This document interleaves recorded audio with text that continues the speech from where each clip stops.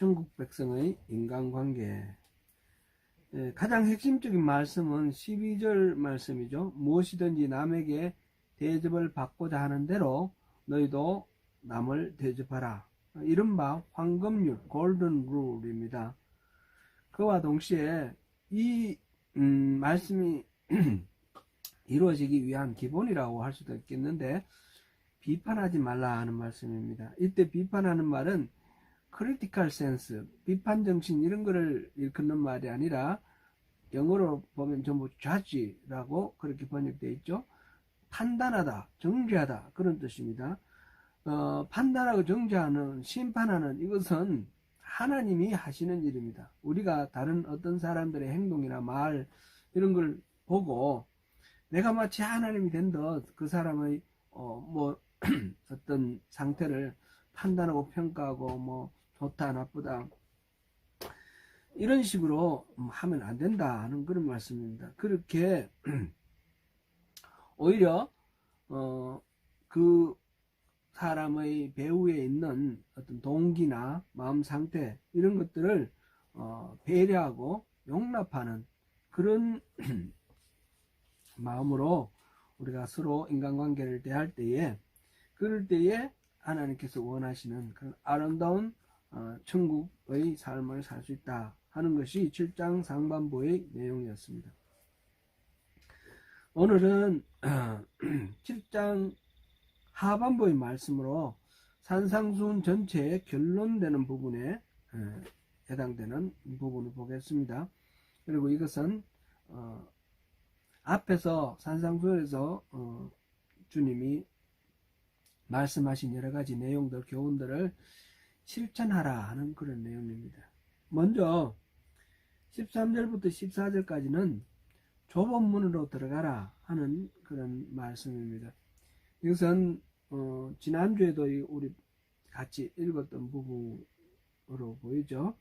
이거는 이제 기본적으로 앞에 나오는 이 말씀 5장에서 6장 7장 지금 상반까지 나오는 그 말씀의 어떤 성격을 규명하는 그런 거다 볼 수도 있고요. 좁은 문이고 그 좁은 문을 통과하고 또 좁은 길을 쫓아가는 것이 천국 백성의 삶이다, 그런 말씀이 됩니다. 우리가 보았듯이 산상수훈이라 불리는 이 예수님의 가르침은 참으로 놀라운 말씀들입니다. 그런데 이 메시지들은 그저 우리가 야 놀랍다, 참 기막히다, 다른 누구도 할 수 없던 그런 말씀들이다 이렇게 탄복하고 우리의 지적 호기심을 만족하는 것으로 이렇게 충분한 그런 말씀이 아닙니다. 우리는 구경꾼으로 산상수훈을 바라봐야 되는 것이 아니라 이 말씀들을 통해서 우리가 우리의 길을 인도하시는 하나님의 그 길로 우리가 전 존재를 다하여 우리 생명을 다하고 마음을 다하고 뜻을 다하고 힘을 다하고 목숨을 다하여 그 길로 따라가도록, 그렇게 해서 삶에서 그 열매가 맺어지도록 하는 것이 그 산상수훈에서 우리에게 말씀 주신 하나님의 기대이고 또 우리에게 요청하시는 말씀 명령입니다. 예수님께서 베드로와 안드레를 만나서 나를 따라오너라 그렇게 말씀하셨을 때 베드로와 안드레가 그물을 깃다가 그물을 버려두고 예수님을 따랐던 것처럼 우리가 주님의 말씀이 이것이 바로 진리요, 하나님의 우리에 대하신 그 사랑의 표현이고 우리를 향하신 명령이라는 것을 인정할 때는 즉시 그 말씀을 따라야 합니다.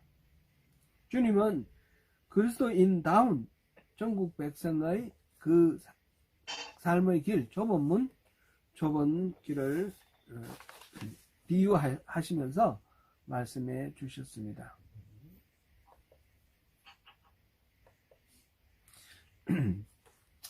먼저 좁은 문에 대해서 한번 생각해 보겠습니다. 좁은 문은 우리 이 세상에서도 보면 좁은 문들이 있죠. 뭐 인류대학 들어간다 그러면 그거는 좁은 문이다 이렇게 말하기도 하고, 뭐 좋은 일자리에 취직하는 것도 좁은 문이다 그러기도 하고, 흔히 말해서 경쟁률이 높거나 인기가 많아서 가려고 하는 사람들이 많거나 자격이 까다로운 것, 그런 경우를 우리 좁은 문이라 하는데, 지금 예수님께서 비유로 말씀하시는 이 좁은 문은 그런 것과는 반대되는 그런 성격을 갖고 있습니다. 그 문으로 들어가려고 하는 사람이 적은 문입니다. 인기도 없고 찾는 사람도 적고 그런 문입니다. 물론 거기 들어가기 위해서는 문이 좁으니까 예를 들어서 뭐 우리가 도로 지나가다가 보면 육교가 있고 그 밑을 지나가려면 높이 제한이 있지 않습니까?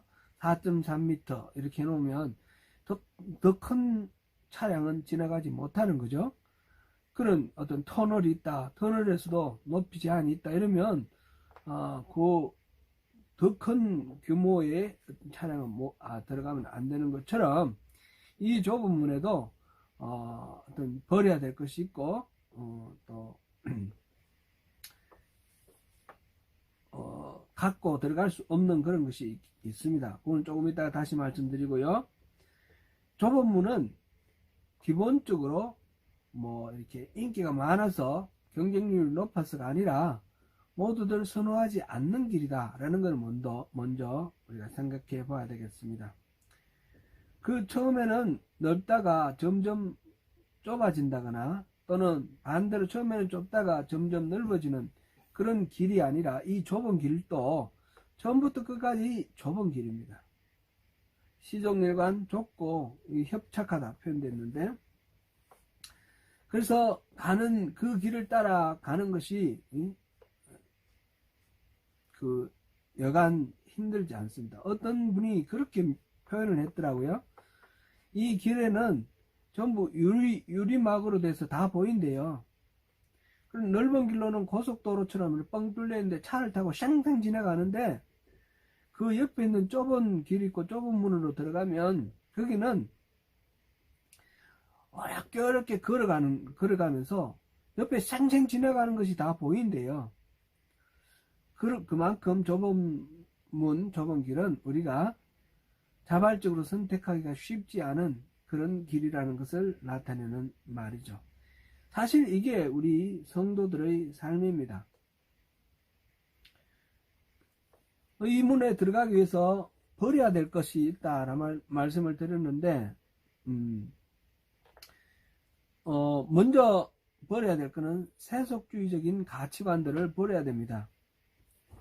이 문에 들어가기 위해서는 세상에서 좋다 그러고 세상에서 인기 있고 모두들 선망하는 것, 그런 것들이 우리에게 오히려 장애물이 되고 거추장스럽고 버려야 할 그런 것들이 경우가 많습니다. 인기도 없고 오히려 초라해 보일지라도 성경 말씀에 가치롭고 앞에서 귀하고 보배로운 것들을 땅에 쌓아두지 말고 하늘에 쌓아두라 하셨지 않습니까? 그것처럼 귀한 것들을 하늘에 쌓는 그런 길이 바로 이 좁은 길입니다. 그래서 오늘 본문에서 보면 14절에 생명으로 인도하는 문은 좁고 길이 협착하여 찾는 자도 적음이라 그렇게 했습니다. 이 생명의 길, 좁은 길로 가기 위해서 버려야 될 두 번째는 이 세속주의적 가치관과 못지않게, 아니 그보다 훨씬 더 중요한 것으로 자아를 버려야 합니다. 옛사람의 타락한 본성인 이 옛 자아를 버려야 합니다. 그래야만 우리가 예수님의 길을 따를 수가 있습니다. 우리가 여러 번 살펴본 바이죠. 중심이도 자기가 모든 가치 판단의 기준이 되고, 자기가 항상 존중받아야 되고, 자기가 항상 중요한 모든 그 자리에 있어야 하는 것. 이거는 이 이기적인 에고이즘, 이거는 하나님 나라로 나아가는데 절대적으로 안 버려야 할 그런 것입니다. 예수님께서 말씀하셨습니다. 나를 따르려거든 자기를 부인하고 십자가를 지고 나를 쫓을 것이니라. 자기 부인, 이 옛 자아를 벗어버리는 것이 주님의 길을 따르는, 이 생명의 길로 나아가는 가장 기본적인 전제 조건이 되는 것입니다. 성도들의 삶이란 것은 바로 이 좁은 문을 통과하여 좁은 길을 따라 살아가는 것입니다. 단 한 번의 비장한 각오로 결단하고 좁은 문을 통과하면 그것으로 끝나는 것이 아닙니다. 좁은 문은 그저 시작일 따름입니다. 그 다음에 우리가 이 세상의 삶을 끝내고 생을 마감하는 그 순간까지 우리는 좁은 길을 따라 걸어가야 합니다. 그런 말도 있죠. 한 번 순교하는 것은 쉽다. 평생 말씀을 쫓아 따라가는 것은 순교보다도 어렵다. 그런 말이 있습니다. 그건 왜 그렇습니까? 우리의 신앙이라는 것이 익사이팅한 이벤트가 아니기 때문입니다. 근본적으로 우리의 신앙은 일상에 어쩌면 지루한 그런 루틴입니다. 지루하게 반복되는 일상에 그 짜증나고 힘들 수 있는 그 모든 걸음걸음을 누구의 시야를 가지고, 누구의 관점을 가지고 모든 것들을 보고 판단하고 누구의 기쁨을 위해서 걸어갈 것인가, 그것을 생각하면서 살아가는 것. 어쩌면 그 순간순간이 바로 순교인지도 모르겠습니다. 그렇게 해서 마침내 그리스도의 장성한 분량이 충만한 수준에 이르기까지. 에베소서 4장 13절 말씀입니다. 그리고 빌립보서 3장 12절 말씀으로 예수 그리스도께 잡힌 바 된 그것을 잡을 때까지 그렇게 달려가야 하는 것이 우리 인생의 좁은 문, 좁은 길입니다. 세상은 진리를 쫓는 사람을 항상 업신여기고 또 핍박하고 방해합니다. 우리 그리스도의 예수 안에서 경건하게 살고자 하는 자는 박해를 받으리라. 디모데서 3장 12절에서 말씀하였습니다. 이 좁은 문, 이 좁은 길을 스스로 결단하고 선택해서 나가는 것이, 그것이 보배로운 것을 하늘나라에 쌓는 그런 삶입니다. 그것이 신앙생활입니다. 그것이 천국 백성들이 선택할 산상수훈에서 말씀하시는 그 모든 지침들, 그것을 따르는 길입니다. 15절부터 17절까지에서 27절까지에서는 세 가지 경고가 나옵니다. 각각 한 쌍씩의 대조를 이루는 세 가지 경고입니다.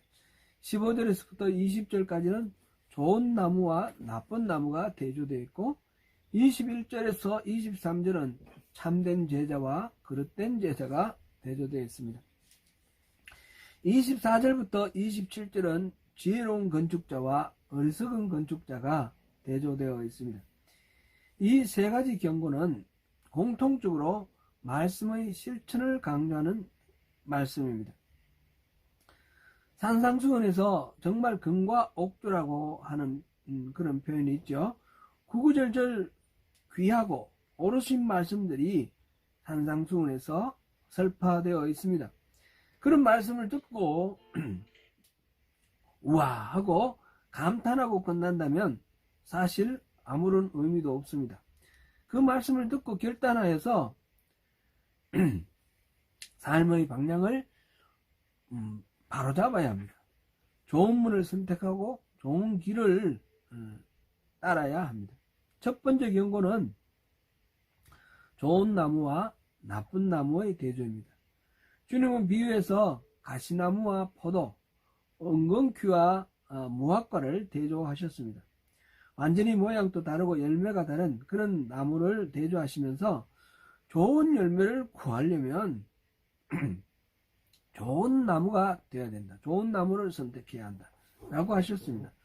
본질적으로 아름다운 열매를 맺을 수 없는 은건키나 가시나무에서 좋은 열매를 바라는 것은 아무 의미가 없습니다. 그러므로 그것들은 찍어서 아궁이에 던져 불쏘시개로 삼을 뿐입니다. 이렇게 완전히 다른 나무는 그나마 구별하기 쉬운데, 근데 겉모습은 똑같은데 실질적으로 전혀 다른 열매를 맺는 다른 본질의 경우가 있습니다. 저는 시골에서 자라면서 그런 사례들을 좀 이렇게 봤는데, 예를 들어서 포도나무와 머루나무는 줄기나 잎사귀나 모양이 똑같습니다. 그러나 열매는 다릅니다. 포도는 굵고 맛이 답니다. 그런데 머루는 잘 익었을 때도 그 열매가 아주 잘고 맛이 씁니다. 고염나무와 감나무도 그렇습니다. 모양은 똑같은데 열매가 다릅니다. 고염은 작은 포도알만 합니다. 그리고 맛도 아주 잘 익었을 때는 단데 맛도 다르죠. 근데 감은 여러분 모두 아시는 대로 제법 굵습니다. 배나무와 돌배나무도 나무 모양과 잎사귀를 보면 구별할 수 없습니다. 똑같습니다. 그런데 열매는 완전히 다릅니다. 돌배나무는 작고 단단하고 맛이 없는 돌배를 맺고, 배나무는 굵고 부드러우며 맛있는 배를 맺습니다. 겉모습이 아무리 그렇게 보이고 믿음이 있어 보이더라도 삶의 열매가 없다면 아무 소용이 없습니다. 도끼로 찍어 불쏘시개로 삼을 뿐입니다.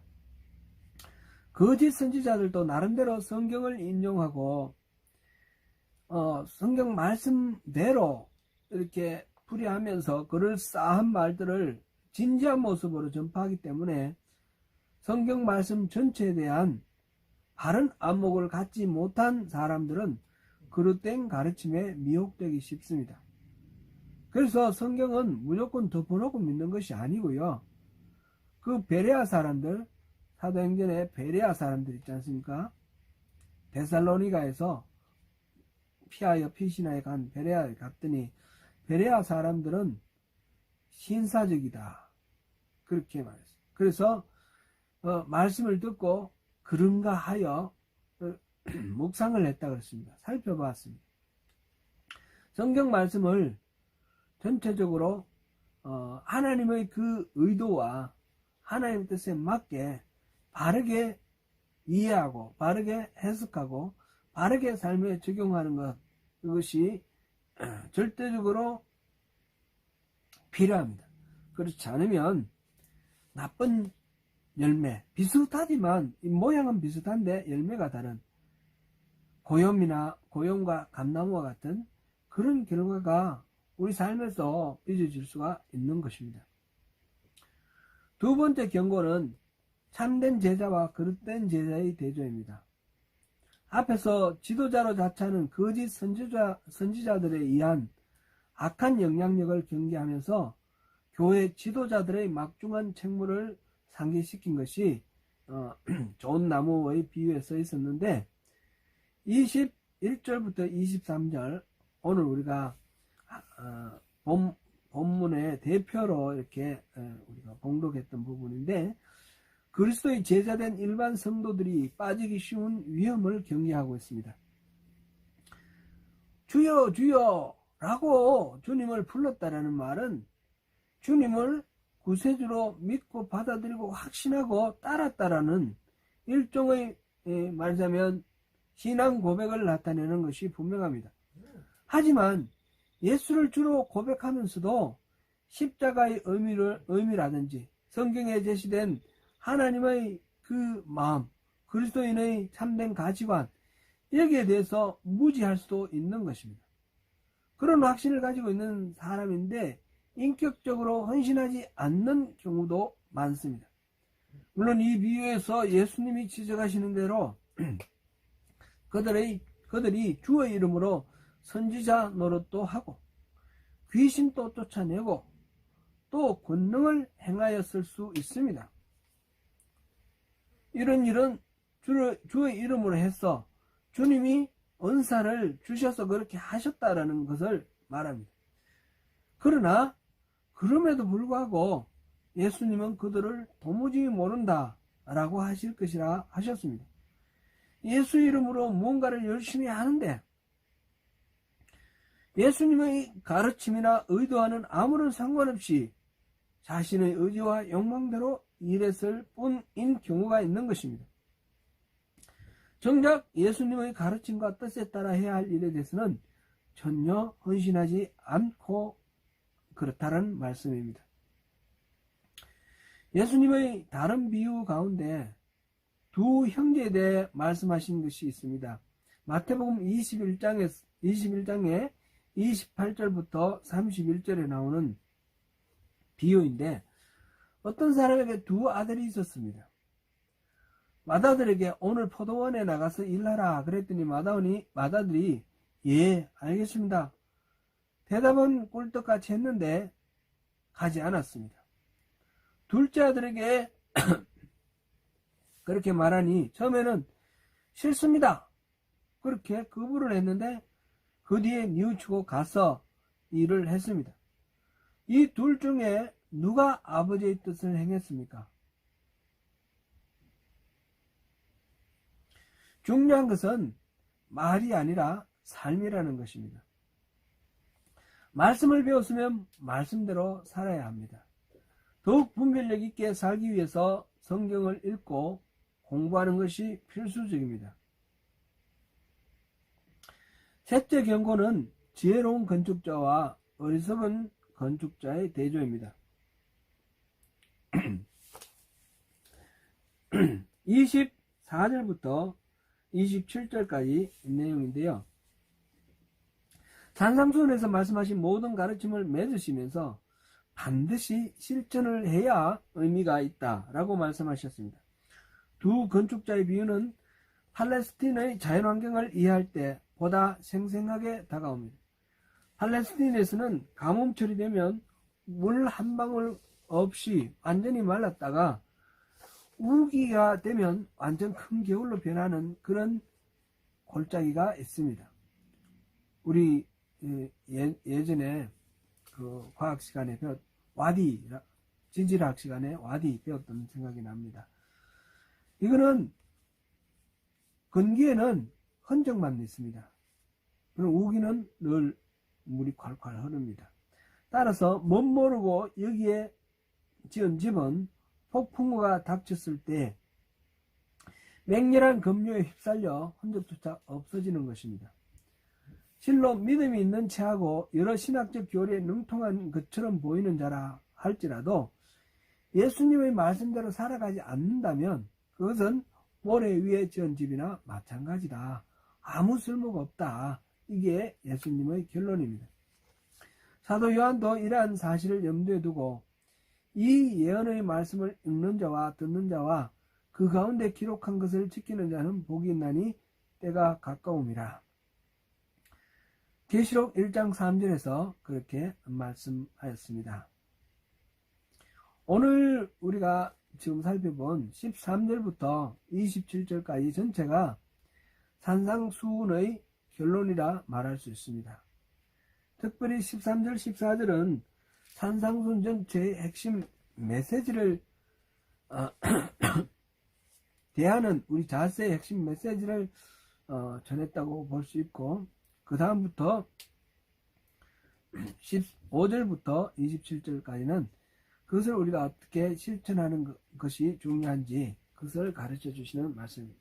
물론 13절부터 보면 두 가지 좁은 길, 넓은 길, 좁은 문, 넓은 문 대조가 있죠. 네 가지 대조라 이렇게 말할 수도 있고요. 그렇게 그리스도인들이 갈 길은 좁은 길, 좁은 문입니다. 산상수훈에서 말하는 기독교의 가치관은 바로 이런 길입니다.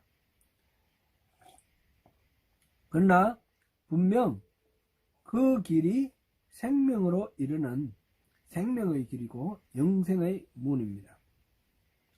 우리는 그러한 가르침을 받고 감동을 받았습니다. 그러나 거기에 그치면 아무것도 아니라는 것이죠. 김원국이라는 작가가 있습니다. 그 번역도 많이 했고, 한국인 중에서는 노벨 문학상에 제일 먼저 추천된 분인데, 이분이 쓴 순교자라는 소설이 있습니다. 순교자는 한번 읽어보실 만합니다. 원하시면 제가 빌려드릴 수 있습니다. 6.25 때 평양에 살던 목사들이 겪은 일을 중심으로 만든 이야기입니다. 6.25 때 유엔군이 평양으로 들어가기 전에 그 목사 14명이 공산당에게 잡혔습니다. 그 중에 12명은 살해당했고 2명이 살아남았습니다. 살아난 2명 중 한 사람은 한 목사라고 아주 젊은 사람인데 석방될 때 정신 이상이 되었습니다. 다른 한 사람은 신 목사인데 그들이 잡혀가고부터 석방될 때까지 상황을 알고 증언해 줄 유일한 생존자입니다. 12명의 목회자들의 유가족과 그의 식구들은 신 목사를 찾아와서 배신자라고 말하면서 돌을 던지고 데모를 하고 농성을 합니다. 12명은 공산당의 위협에 맞서다가 순교를 했는데 이 비급한 신 목사가 배신하여 목숨을 건졌다라고 하는 것입니다. 주인공이고 이 소설의 화자인 이대위가 알아본 결과는 실제로 그 사례에 가담한 공산당이 전해준 이야기입니다. 거기에는 12명이 예수를 부인하며 목숨을 구걸하는 추악한 모습으로 이렇게 보이다가 그들은 살해를 당했습니다. 한 목사, 정신 이상자가 된 그 한 목사는 그 과정에서 그렇게 믿고 존경하고 따르던 선배 목사가 믿음이 없는 것을 보고 자기의 신앙의 근본이 흔들리면서 미쳐버렸습니다. 끝까지 굴복하지 않고 공산당의 요구에 응하지 않던 신 목사는 오히려 석방이 되었습니다. 그런데 신 목사는 자기에게 돌을 던지는 군중들 앞에서 12명의 목사들은 끝까지 믿음을 잃지 않아서 순교를 했다고. 참 그들은 우리가 본받아야 하는 분들이다. 반면에 자기는 배신을 하고 예수를 배신하고 목숨을 구걸해서 살아났다. 자기는 죄인이다. 이렇게 고백을 합니다. 그리고 감사하게도 12명의 목사들이 자기를 용서해 줬다. 그렇게 하면서 우리는 살아서 앞으로 이 전쟁통이 어떻게 변할지 모르고 어떤 비극이 닥칠지 모르는데 주님을 믿는 믿음을 잃지 말고 끝까지 순교한 12명의 목사님의 길을 따르자. 이렇게 설교하고 부흥회를 합니다. 나중에 중공군이 참전하고 모든 사람들이 다 피난을 하고 내려오는데 이 신목사는 끝까지 피난 가기를 거부하고 남아있는 노약자들, 병자들을 돌보다가 잡혀서 공개 처형을 당해 죽었습니다. 신목사에게 이대희가 말했습니다. 왜 진실을 밝히지 않고 12명의 목사들을 순교자로 미화하느냐? 그 질문에 대해서 신목사는 말했습니다. 그래야 저 성도들이 소망을 잃지 않고 살지 않느냐? 자기들이 믿고 따랐던 목사들이 그렇지 않았다는 진실을 알게 되면 그렇지 않아도 이 전쟁통에 소망을 가질 수가 없는데 어떻게 그들이 살 수 있겠느냐? 인간의 추악한 욕망이 분출되는 이 전쟁통 가운데서 까닭없이 희생당하는 사람들을 위해 기도하다가 그 기도에 침묵하고 응답하지 않는 하나님에 대해서 의심하며 하나님의 존재를 믿을 수 없다라고 그렇게 결론을 내린 것이 바로 신목사입니다. 그러나 그 백성들에게는 그래도 소망 가운데 죽도록 도와야 되지 않겠느냐 하면서 자기는 죽음을 선택하였습니다. 12명이 순교자입니까? 신목사가 순교자입니까? 신목사가 진실을 밝히지 않고 자신이 배신자였다라고 고백한 것은 올바른 믿음입니까? 거짓된 믿음입니까? 우리가 따라야 할 그 좁은 문 좁은 길은 결코 쉽지 않은 길입니다. 쉽지 않은 문이고, 그래서 그것을 바르게 분별하는 영적 분별력이 필요하고, 그것을 계속해서 따르기 위해서는 성령 충만함이 필요합니다. 일본의 엔도 슈샤쿠라는 사람이 쓴 침묵이라는 소설이 있는데, 그 내용도 자세히 말씀드리려고 그랬는데 좀 간략하게만 말씀드리겠습니다. 그 페레이라 신부라는 사람이 일본에는 서양 네덜란드와 포르투갈 이런 쪽에 빨리 일찍 개방을 해서 서양 문화가 미리 들어왔죠. 우리 임진왜란 때 일본은 조총을 갖고 들어왔지 않습니까? 바로 서양 문화를 받아들인 결과입니다. 그리고 소서행장인가요? 그 사람은 천주교 신자였죠. 그래서 그 군대의 깃발이 십자가였습니다. 일본은 그렇게 빨리 천주교를 빨리 받아들였습니다. 그런데 임진왜란이 끝나고 난 뒤에 한 30년 뒤쯤인데 시마바라 난이라는 것이 일어났습니다. 그때 기독교도들이 일으킨 반란입니다. 왜냐하면 기독교에 대해서 너무 지나치게 탄압을 해서 반란을 일으킨 건데, 그 이후에 이 일본에서는 막부가 기독교를 불법화시켰습니다. 그 전에 카톨릭을 믿던 사람들은 예수님의 그 얼굴을 그린 성화를 밟고 지나가면 살려줬습니다. 끝까지 그것을 하지 못하는 사람들은 죽였습니다.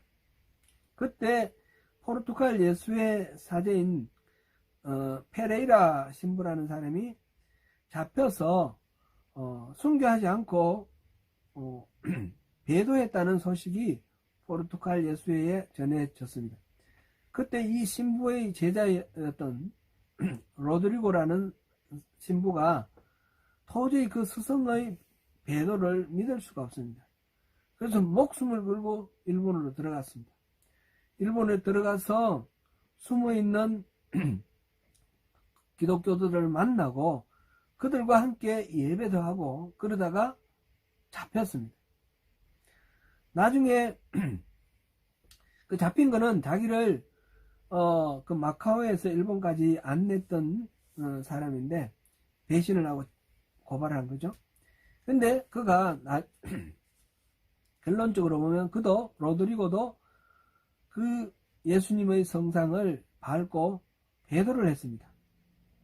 그 이유는 자기와 함께 만났던 그 숨은 그리스도인 농부들입니다.